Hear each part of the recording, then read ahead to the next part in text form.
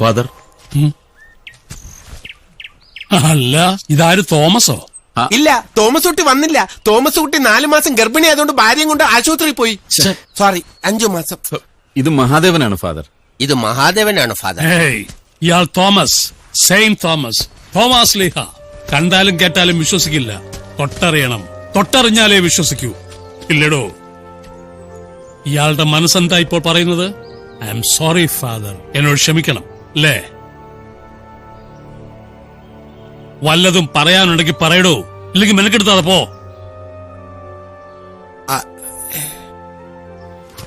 Sorry father, ഞങ്ങളെ സഹായിക്കണം.